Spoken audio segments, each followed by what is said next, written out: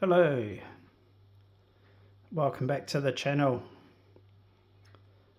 The situation that I described in my Clodbuster video as far as financials hasn't changed, so what I thought I would do was a little bit of a progress update on my Optima Optima Mid 60th. Which I said in the last video was what I would do, so here we are. So yeah, what can I say? Well, I mean, this is a beautiful kit. Little bit fiddly in places, but yeah, beautiful kit. And if I remember, I'll talk about some of the things I had trouble with on the fiddly front, but yeah, just to say, I have it on some sort of temporary wheels, just because, well, for a start, I'm not going to use the sort of greeny coloured wheels. I just don't know, I just don't like them much. So what I'm planning to do is to go for something more like the originals that you can see on my Kyosho Optima Mid in the background there. Might even try and get the original wheels, but in the cool sort of green colour you see on the Mid 60th that I've got here in the foreground. I do like the colour of these wheels. I mean, the sort of round hole design doesn't look too bad either, to be honest, but the thing for me is I just can't handle the tyres. I just really don't like the sort of square block tyres. I really want a spike tyre, which I think will really complete the look that I'm going for. So yeah, what about what can I say about this kit, really, apart from that it's beautiful.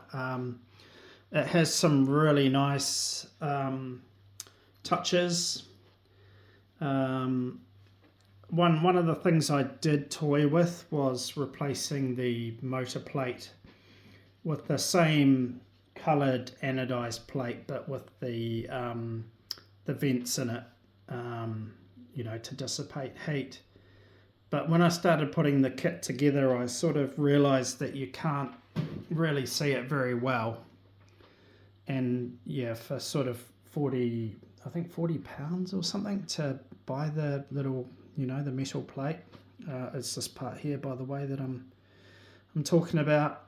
It just didn't seem worth the money for, the fact that once the body's on, you just can't even see it. So decided against that, and I don't think I've got I don't have any other option parts on this car. This is exactly sort of how it comes from the kit, with the exception of the wheel rims that I've got it on, and I've got a typical sort of servo in there.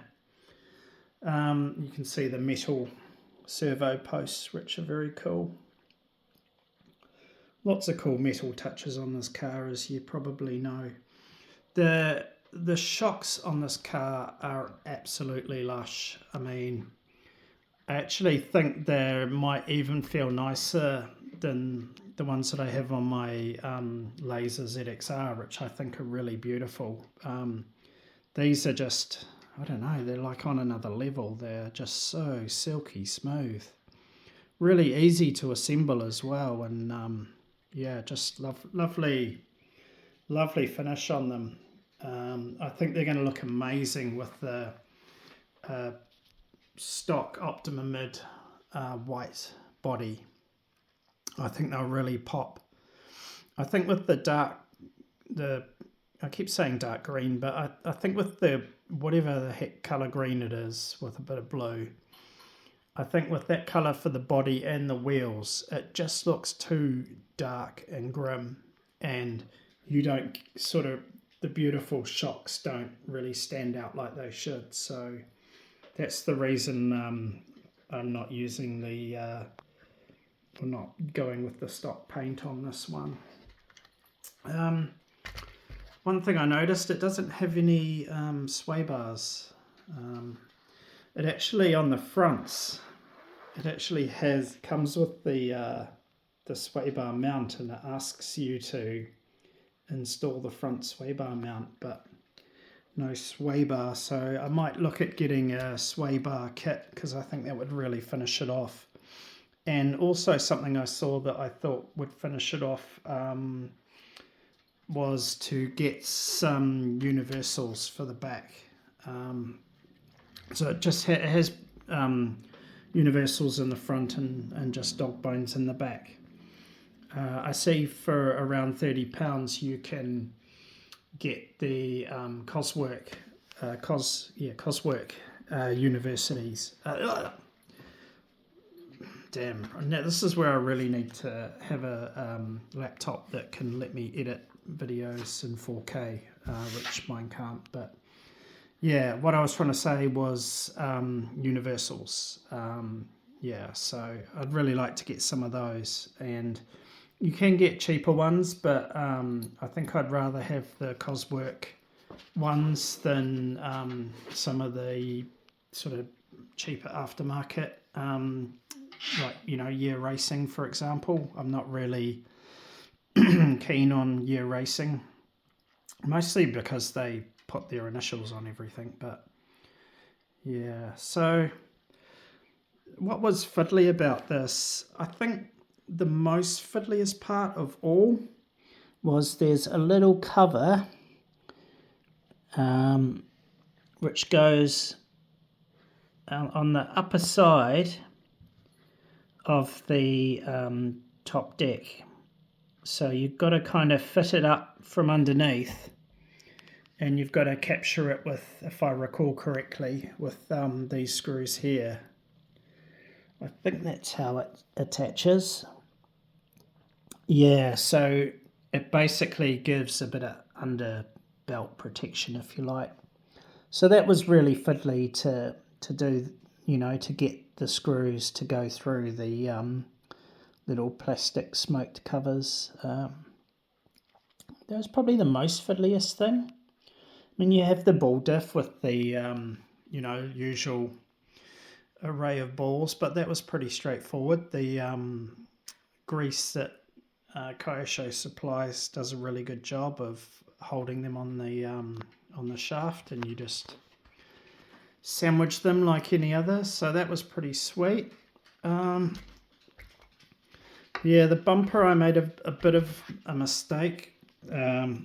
When I clipped the bumper off the tree, I got a little bit aggressive with how deep I went on it, which is a real shame because the bumper is so freaking obvious. And yeah, mine's kind of got a bit of a notch out of it, unfortunately.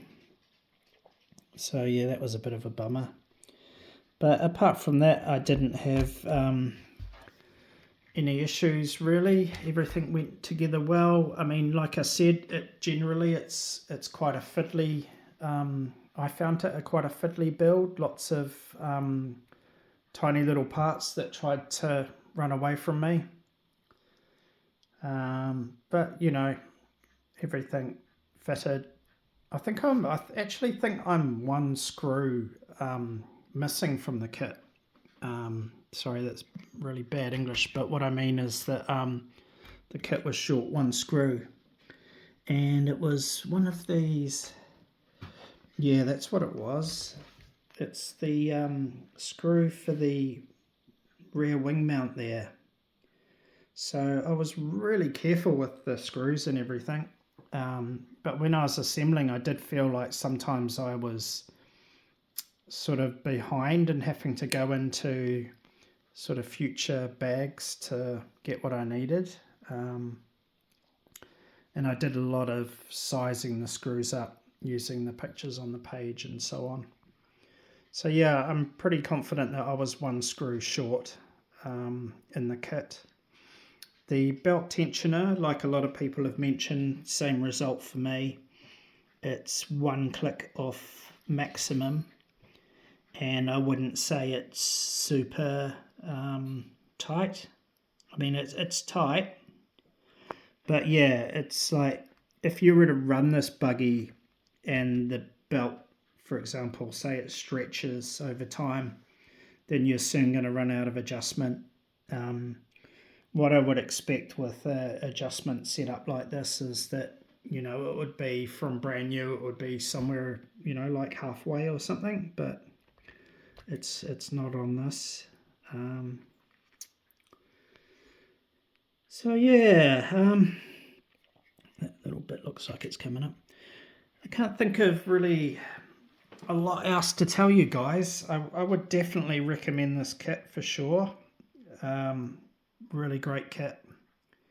Really true to the original. I just brought this down so that you could I could show them side by side, and you can see the similarities. Just say, for example, as far as the suspension, I mean, it's very true to the original design, but yeah, just that is like silky smooth. That is not so silky smooth. It doesn't like have much rebound. This has plenty of rebound. It might be that someone's assembled these shocks so that they sit lower.